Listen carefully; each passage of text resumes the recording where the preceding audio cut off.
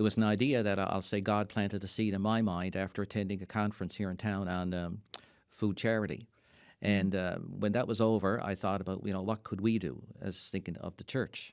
When Reverend Fred Marshall thought about what his church in Goulds could do to help those in need of food, he thought about the 11 acres of prime farmland owned by the church and sitting right across the street.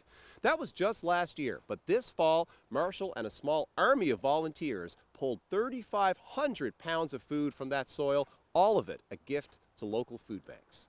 Marshall is the Reverend at St. Paul's Anglican Church in Goulds. He's also the chairperson of the Community Food Sharing Association. Marshall was excited by the idea of using the church's land for a community garden, but he knew it would be a lot of work.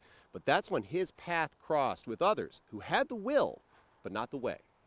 So little did I know that also in the Goulds at the same time, there was another group which included the Kilbride, the Fairland Family Resource Coalition, the Goulds Lions Club, the Goulds Recreation Centre, St. Kevin's Church, and St. Kevin's Food Bank that had a similar idea but didn't have any land.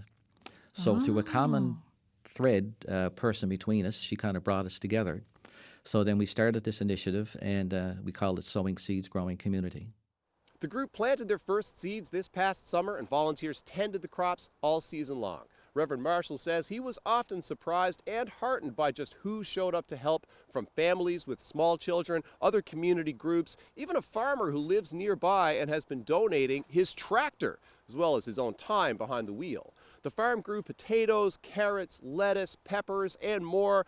Reverend Marshall says they pulled their last turnips from the ground only last week. The grand total for their first season, 3,500 pounds of produce. Reverend Marshall estimates that's enough to put fresh veggies on about 10,000 plates. But as impressive as that is, Marshall says it's just a fraction of this farm's potential.